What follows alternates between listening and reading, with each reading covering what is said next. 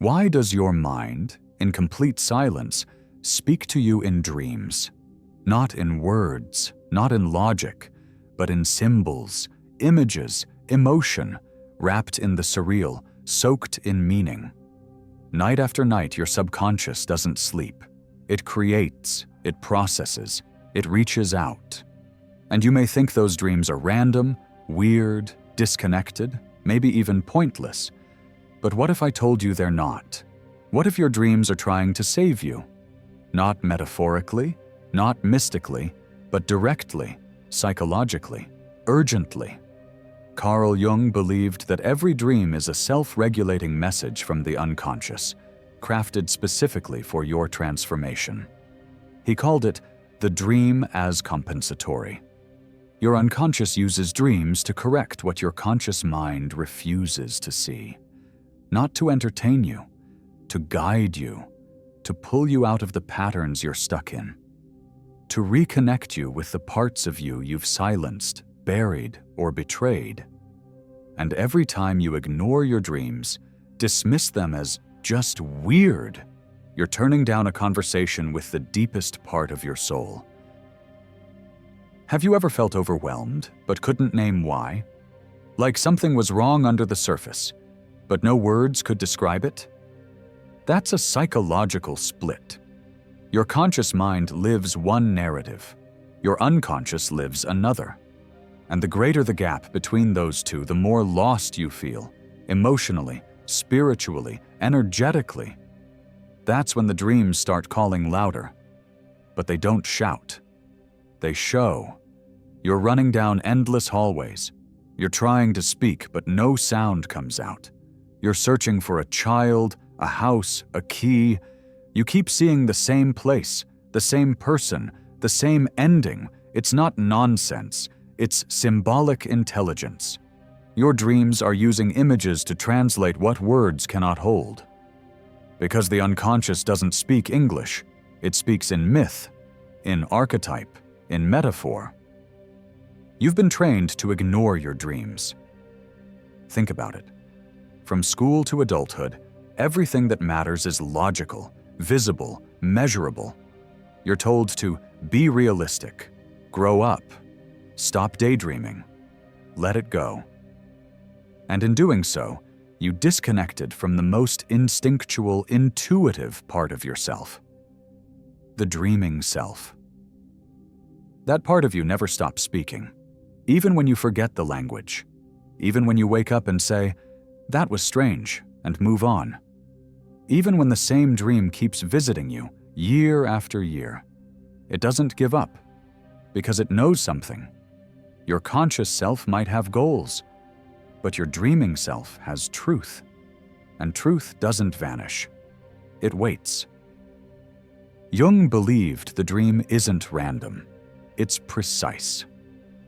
When the psyche becomes unbalanced, the dream brings compensation. If you're too focused on the external world, the dream will pull you inward. If you're inflating your ego, the dream will humble you. If you're ignoring a buried trauma, the dream will drag it into metaphor. And if you're disconnected from your true self, the dream won't whisper. It will shake you. That nightmare? It's not an enemy, it's a siren. Because your psyche is screaming, "You're living too far from what's true. Come home." Dreams aren't random. They're maps of your missing self.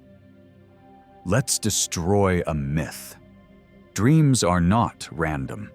They're not neurological trash. They're not broken narratives. They're not just the brain filing data while you sleep. They are maps. Maps to the part of you that's been silenced, disowned, or lost. Dreams are your unconscious creating metaphors because you haven't been listening to the truth directly. And no one understood this better than Carl Jung. Most people think of dreams as stories they're watching, like movies projected from some chaotic mental reel. But that's not what they are. Dreams don't show you something happening to you. They show you something about you, especially what your ego is refusing to face. Every character in your dream? It's you. The friend who betrays you? That's your inner saboteur. The child you can't find? That's your neglected inner child. The monster chasing you? That's your unprocessed fear or shame. The building that keeps collapsing? That's your unstable self-image. Once you stop seeing your dreams as stories and start seeing them as psychic structures, you'll realize every dream is designed to show you where you're out of alignment. Carl Jung's most powerful idea about dreams was simple. When the conscious mind is one-sided, the unconscious brings balance. It doesn't argue, it compensates. If you pretend to be happy but feel hollow inside, the dream will bring grief. If you avoid anger to stay nice, the dream will bring fire and confrontation. If you think you're powerful but are actually terrified of failure, the dream will humiliate you, not to punish you, but to pull you back into truth. This is why the unconscious is so direct in dreams. It doesn't care about your image. It cares about your integration. The goal is wholeness. And wholeness comes only when all parts of you, shadow and self, light and dark, child and adult, are allowed to return. Jung believed we don't just dream personal symbols, we dream universal ones. These are called archetypes, primordial energies or patterns shared by all humans. They appear in your dreams when something big is shifting inside you. The shadow, the rejected part of you, often appearing as an enemy, monster, or stranger. The anima, to animus, your inner feminine masculine energy, showing up as lovers, guides, or frustrating opposites. The child, innocence, vulnerability, the part of you that holds both hope and trauma. The wise old man, woman, your higher self, your inner guide. The mother-father, parental authority, protection, judgment, control, often the root of inherited emotional dynamics. You've met these characters in your dreams. They weren't random. They were you, in symbolic form, trying to bring unconscious needs, fears, or truths into the light. Let me give you a real-world pattern. A woman keeps dreaming she's in a burning house.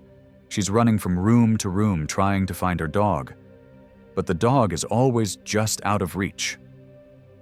She wakes up sweating. What's the dream saying? The burning house equals her life falling apart emotionally. The dog, her loyal, instinctive self, her trust in life, which she's lost. The fire, her suppressed rage or passion trying to burn its way out. This isn't fiction, it's feedback. Her conscious mind might say, "I'm fine." But her dream says, "You're not," and your authentic self is in danger. Most people Google their dreams and look for cookie-cutter meanings. That's not dream work, that's escapism. Don't ask, "What does this symbol mean?" Ask, "What is this image trying to show me about my current imbalance?" Because every dream is about now. Even if it feels surreal, symbolic, disconnected, its purpose is to reveal something active in your psyche this moment. It's not about prediction, it's about correction. The shadow shows up in dreams first. There is a part of you that you've buried, not because it's evil, not because it's wrong, but because somewhere along the way, you were told it was unacceptable. That part never disappeared. It became the shadow, and it is alive in your dreams. Carl Jung defined the shadow as the unlived side of the self, the parts of your personality, instincts, and emotions that your conscious identity disowns. Most people assume the shadow is just the dark stuff, rage, jealousy, shame, trauma. But it's more than that. It's also your unused voice, repressed sexuality, buried ambition, truth-telling, fierceness, power. Everything you were told was too much or not enough. Everything that didn't fit the identity you thought you needed to survive. That's shadow. And the unconscious is always trying to bring it back into wholeness. That's why the shadow shows up in dreams first. Ever wake up disturbed? You dreamed about killing someone, being chased by a monster, falling endlessly, being naked in public yelling at someone you love, acting out of character, and you wake up thinking, that's not me. But it is. That's the shadow knocking. Not because it wants to harm you, but because it's tired of being exiled. These dreams feel dark because they are. Not evil. Not demonic. Just buried. Powerful. Honest. Nightmares are not dysfunction. They are emergency messages from your unconscious. They arise when you've ignored emotional truth for too long. You're playing a role that doesn't match your real self. You're resisting growth. You're nearing transformation, but haven't made the conscious leap. The more intense the dream, the more urgent the message. Nightmares aren't warnings of external danger. They are symbols of internal resistance. And until you face them consciously, they will repeat. If you've had the same dream over and over again, especially for years, that's not coincidence. It's psychological insistence. The dream repeats because the pattern hasn't changed. Your life may shift, your job, your partner, your goals. But if the core psychological structure is stuck, the dream returns. Think of it like your unconscious knocking. Still here, still waiting, still trying to be seen. When you finally face it, feel it, integrate it, the dream stops, not because it's over, but because the message was delivered, and transformation began. This is key. Your shadow is not trying to take over your life. It's trying to balance it. When you dream of doing something bad, wild, or out of character, you're not becoming a villain. You're meeting a part of you that you've judged, avoided, or feared. That judgment is the real danger, because what we repress doesn't die. It distorts.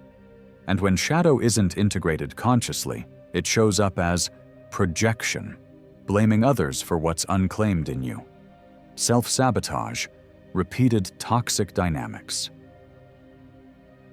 Emotional outbursts you can't explain, anxiety with no clear cause.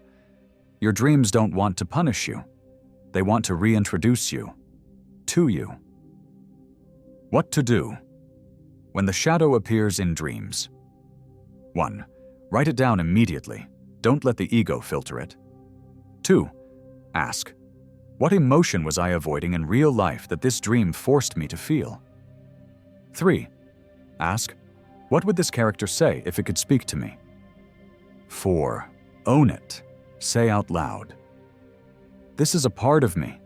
I don't have to act on it, but I do have to honor it. That last part is crucial. You don't have to become the shadow. You have to become whole. And dreams are the safest place to meet the parts of you you're not ready to meet in waking life. Your dream is trying to heal you. Here's how to let it. We've talked about how your dreams speak in symbols, how they reflect the unconscious, how they drag buried parts of you back into light. But here's what most people miss.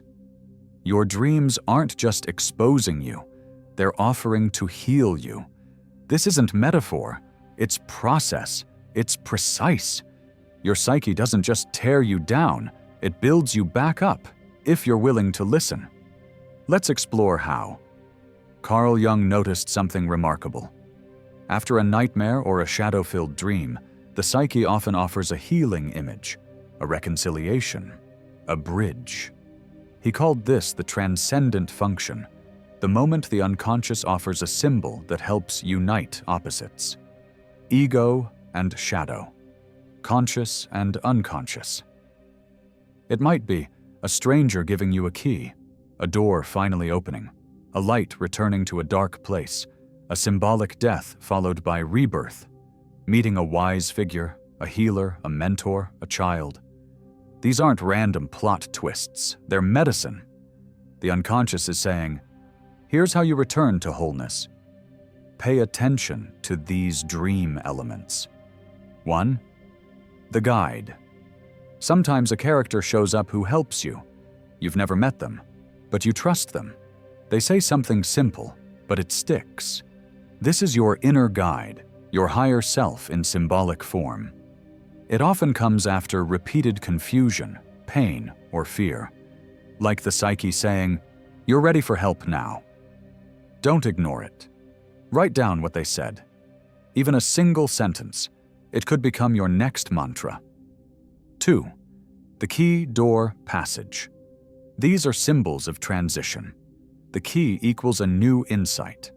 The door equals a choice to shift. The bridge equals integration between two selves.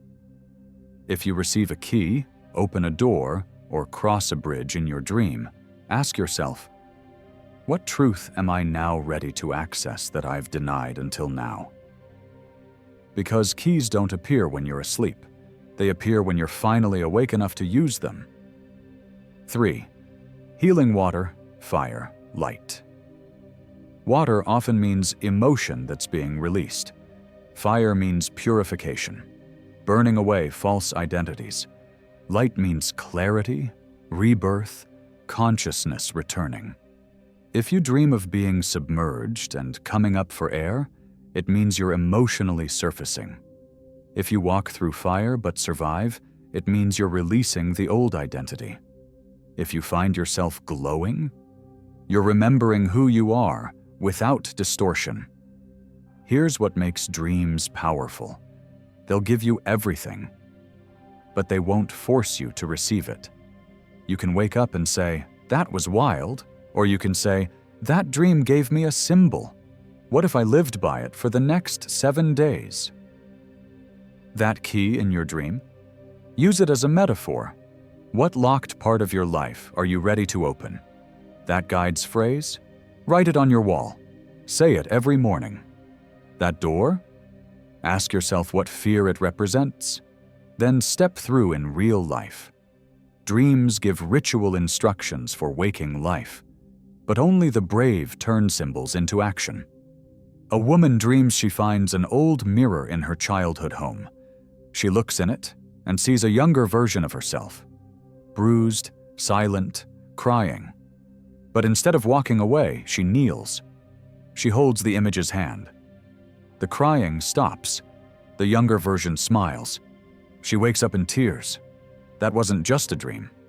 That was inner reparenting. The unconscious gave her an image of emotional reconciliation, a symbol of how to meet her trauma, not with shame, but with presence. That image stayed with her. She drew it, then she did it in life. She returned to her childhood pain, not to fix it, but to hold it. That's healing, to reconnect you, not to the past, but to the self that the past shattered. And when that happens, when you dream not of chasing or running or fighting, but of finally arriving, you'll know, the unconscious trusts me again. Because you stopped resisting, you started receiving, and the dream shifted from a cry for help to a bridge back home. Living in dialogue with the dream, a practice for lifelong integration. You've now seen the truth. Your dreams aren't random. They aren't passive. They aren't meaningless. They are messages, blueprints, interventions from your deeper self. They mirror your fragmentation and offer you the path back to wholeness. But the most important part of all, you must build a relationship with them, not as something that happens to you, but as something that happens through you. You're not one mind, you are two. The ego, conscious, logical, linear, task-focused. The unconscious, symbolic, emotional, non-linear, protective. Most people only listen to the ego. They live in calendars, routines, rules, roles. But the unconscious doesn't care about your goals. It cares about your alignment. And when you stop listening to it, it gets louder. It dreams. It disturbs. It disrupts. But when you build a dialogue with it, everything changes. You start to receive guidance instead of chaos. You begin to collaborate with your own transformation. You don't need to analyze every dream like a therapist. You need to build trust with your inner world. Here's how. 1. Wake slowly. Before you touch your phone, close your eyes. Ask, what do I remember?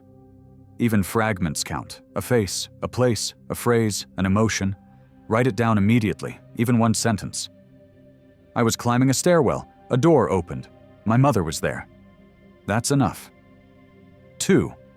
Ask these 3 questions. What part of me did this dream reflect? What am I avoiding that this dream wants me to face?